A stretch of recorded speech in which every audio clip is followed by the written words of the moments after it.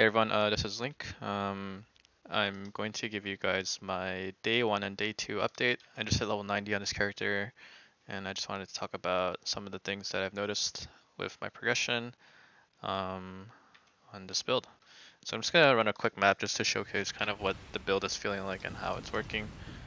This is a self-cast Exsanguinate and Reap build, and with Corrupting Fever. So I'm kind of running around and for my clear, I just use Exsanguinate mainly with Chain to pretty much pop like everything and apply a dot to everything on screen. And then I'm using Flame Dash and Whirling Blaze as my main movement skills. Whenever I go to get to rares, they are pretty tanky, so I alternate using Exsanguinate and Reap on them. And I do have both of them in a 5-link setup, so I use Unleash to alternate while one gets the charges back. You'll see on the bottom right how when it reaches 3, I use it.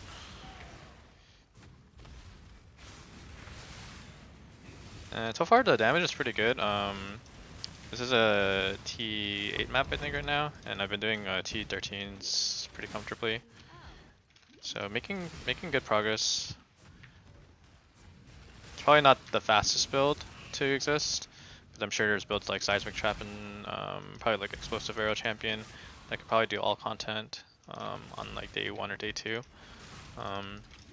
But you know, considering that this is a very high investment build and this is a fairly new class, and I'm still kind of playing around with um, the major kinks of it, it's going pretty well, I'd say. And I can definitely see this build speeding up in the future too.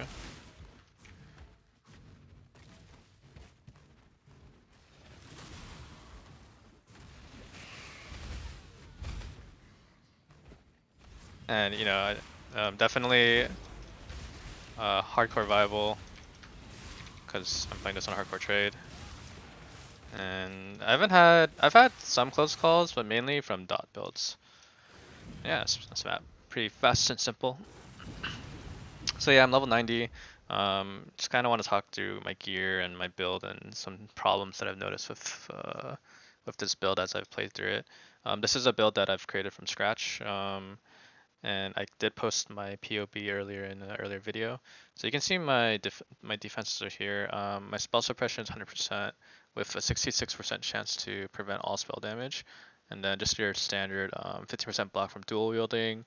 75 all res, and then with flasks up, I have around 17k armor and 24k evasion, and then my life pool is about 5.6 with evasion, HP and energy shield.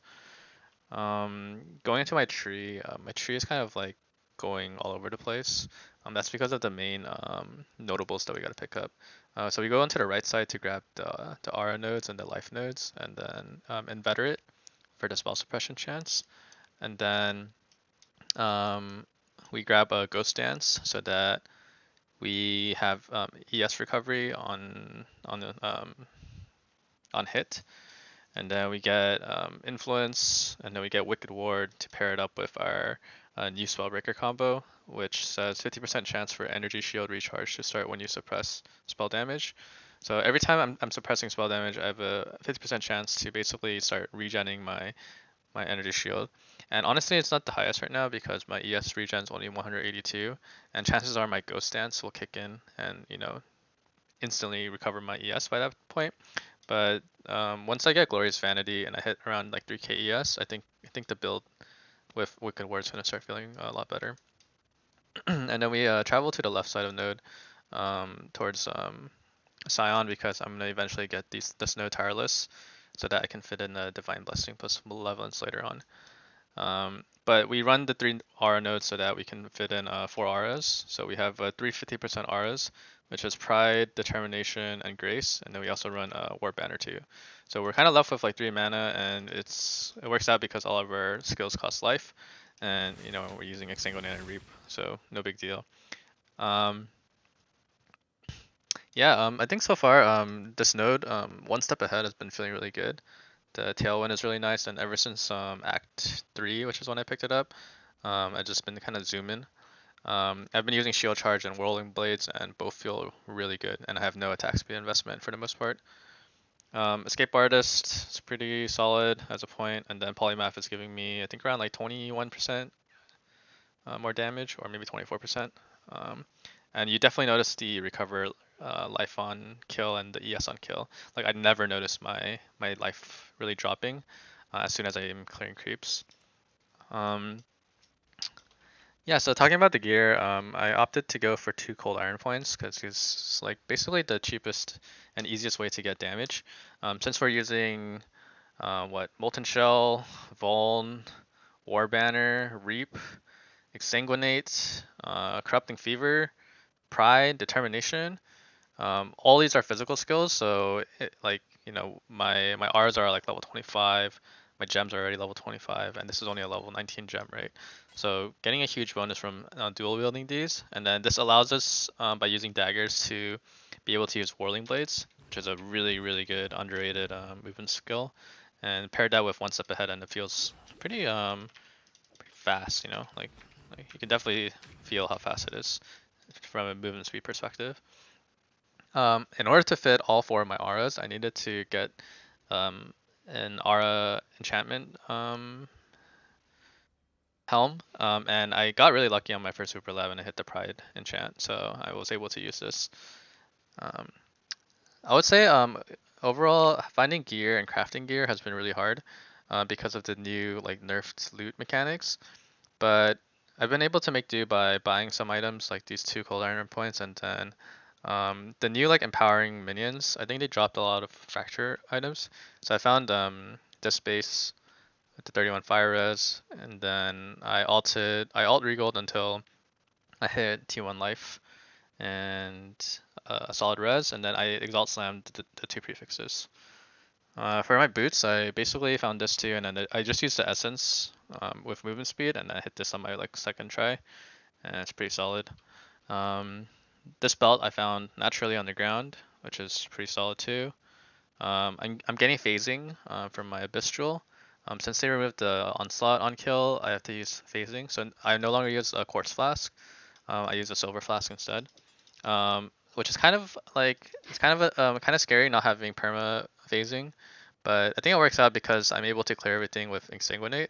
But this is something to note that you might want to remove this for something else later on, because I don't even think you really need the onslaught to be honest while mapping because of the tailwind. But yeah, these gloves I found on the ground, just solid life res. Amulet is life and res, and or sorry, rings are life and res, pretty standard. And then my chest is like some really garbage piece of like, yeah, it's bad. I can this is my next step, my next upgrade path that I'm going to be going for. I'll be trying to get a 6 link with at least like 100 life and some other things on this, which shouldn't be that hard. But I'm not exactly the richest right now because I've been spending a lot of money on buying a couple things. I bought this amulet for I think 1 divine orb, which was just like kind of a steal. Like this amulet is probably the best piece of gear on my character right now.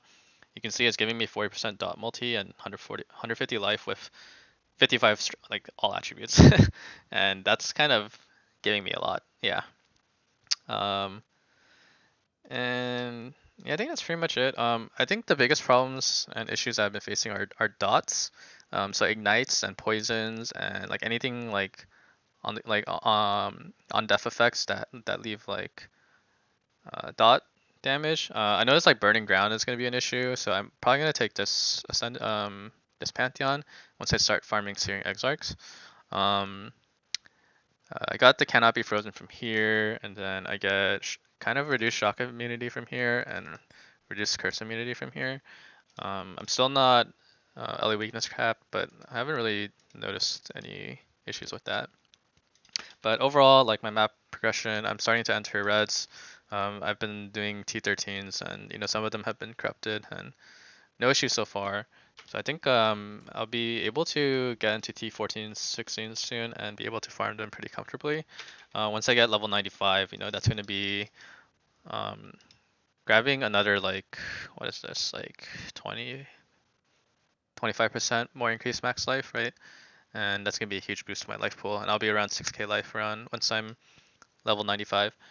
And I think my damage right now, I'm sitting around like 1.1-ish million, with all my corrupting fever and exsanguinate and reap stacks up. So that's pretty good for early on. And yeah, just wanted to give you guys a quick update of how it's going, and I'll probably post another video maybe like 1 or 2 days from now, probably once I've started to farm bosses and stuff, and hopefully I don't die. Yeah, thanks for watching, and hope you guys have a good day. Bye.